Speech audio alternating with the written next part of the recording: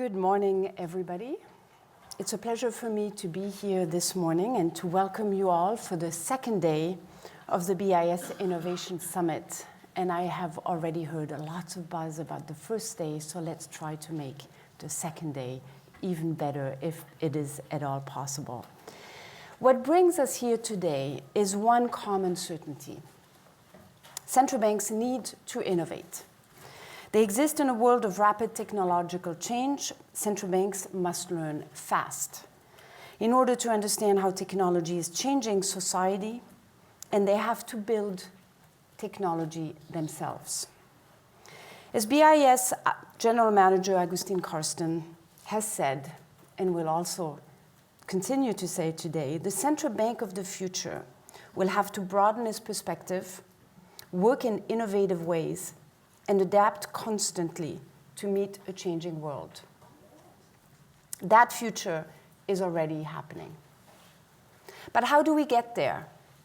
Today, I would like to share with you how we at the BIS see the role of diversity and inclusion in enabling central banks to embrace technology and foster innovation and hence help fulfill central bank's mandate. Building diverse team is a first step. As the author Stephen Covey has said, strength lies in differences, not similarities. Look around this room at the very many bold and technology-minded and capable staff from a wide range of backgrounds. You are all incorporating new areas of expertise into central banking. Central banks' careers are no longer just for economists, but also for professionals from a broad range of disciplines. At the BIS, we too strive to build diverse teams. With a global and professionally diverse workforce, the BIS draws together people from different backgrounds and thinking styles. Gender, of course, is one very important aspect of diversity. Women comprise, after all, 50% of the population. Research tells us that for a group to have a collective impact on the organizational culture, it should represent at least 30% of the workforce.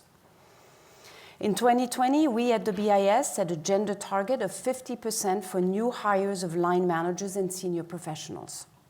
Since then, the share of women has increased, and today, just below 30% of our line managers and 28% of senior professionals are women. This is a move in the right direction. We should aspire to do even better. There is still work to do.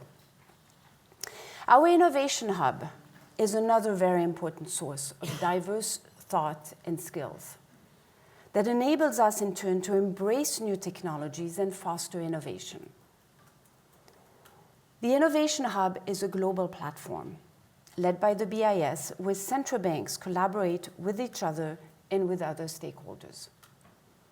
We have hub centers in 8 locations around the world. They reflect the perspective and needs of various central banks and regions. They are home to staff from the BIS, different central banks, academia, and the private sector. And the teams are multidisciplinary, including data scientists, blockchain experts, economists, supervisors, lawyers, to name only a few. But building diverse teams is not enough. Central banks need to ensure that every member of the team feels included. Diversity without a culture of inclusion is meaningless. People need to feel empowered to express their views and contribute to the success of the team. To quote diversity and inclusion pioneer Werner Myers, diversity is being invited to the party, inclusion is being asked to dance. And we all want to dance. I could not agree more. An inclusive environment fosters out-of-the-box thinking and innovative ideas, which are so central to explore and push forward new technologies. An inclusive environment also builds resilience. Team members with different backgrounds and experiences draw strengths from their diversity. They challenge each other to think in unconventional ways, and they respond better to change. In our efforts to promote inclusion, we at the BIS are committed to walk the talk. Let me tell you how we are living inclusion and how it enables us to be more effective. At the BIS, we innovate by collaborating closely with central banks, policymakers, regulators, lawyers, the private sector, and all key stakeholders.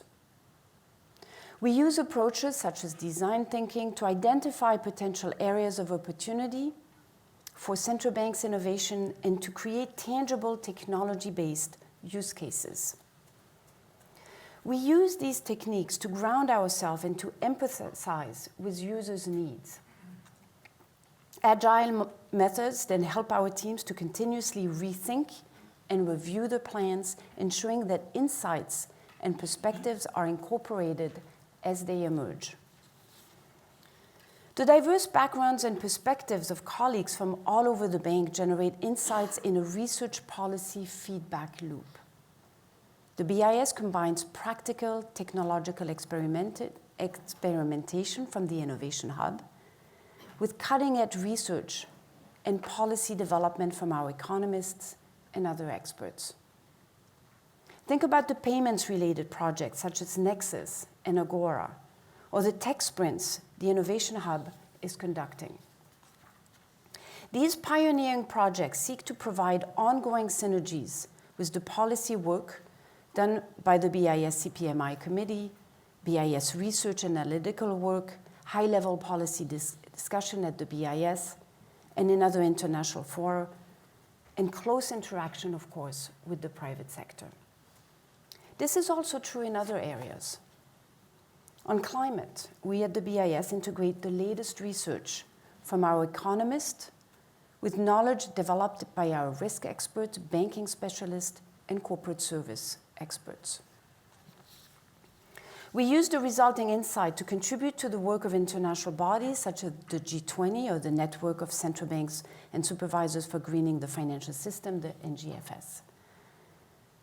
And we bring relevant tech solutions from the Innovation Hub. Here, the advancement of artificial intelligence are likely to play a catalyst role in the future. We also work closely with our hosted groups, such as the Financial Stability Board, the FSB, and the Basel Committee on Banking Supervision, the BCBS, to maximize synergies and avoid unnecessary duplication of efforts. Individually, each area contributes value. Together, they become even more relevant and powerful. They enable innovation to become reality. They enable technology to fulfill a purpose.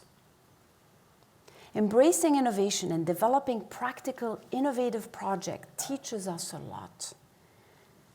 Let me pass on 3 key lessons that we have learned through the work that is being showcased during the conference today and at the BIS more broadly. Number 1, there is value in diversity.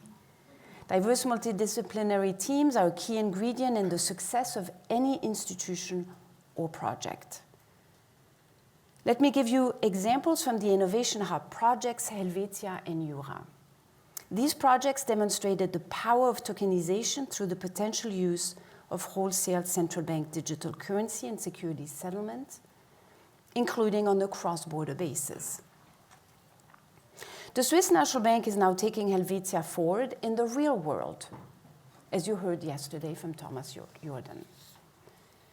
An important reason for the success of these projects were the diverse teams that led them. They worked closely with the private sector and policymakers to understand their respective needs.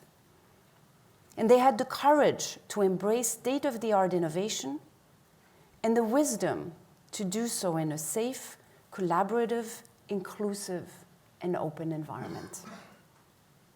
Collaboration with lawyers and regulators was also crucial. Without proper frameworks, safe innovation is not possible. This brings me to the second lesson. Psychological safety matters in supporting inclusive environments and fostering innovation. It takes a village to nurture ideas and the critical mindset that comes with them.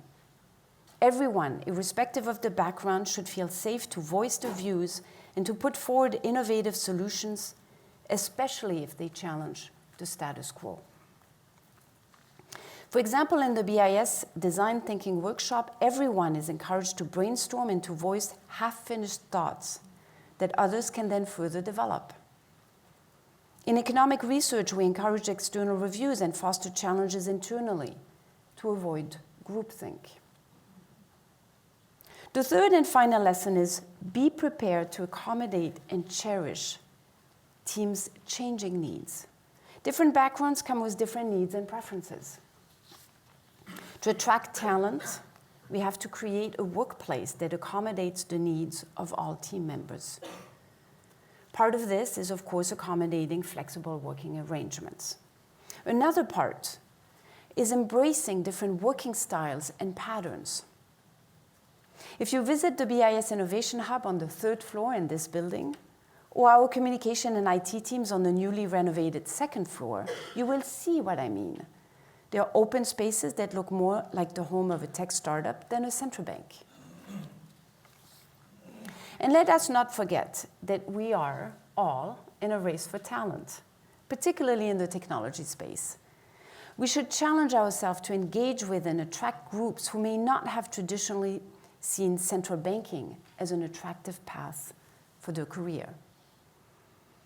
This is particularly important for historically underrepresented groups. They could be the source of the right talent for the technological innovation of the future that we do need. Now let me conclude. This year's BIS Innovation Summit is about navigating rapid innovation. It gives us a chance to discuss the opportunities and challenges that the intensified speed of technological innovation is bringing. This reminds me of another Stephen Covey quotation: where you are headed is more important than how fast you get there. Rather than always focusing on what's urgent, learn to focus on what is really important. While we pursue innovation, let's not forget that inclusion enhances the quality of our work. Inclusion matters for all of us, and it benefits all of us in our drive to embrace technology in a safe and sustainable way. We at the BIS will continue delivering on this promise. I thank you for your attention and wish the very best to all of you for another great day. Thank you very much.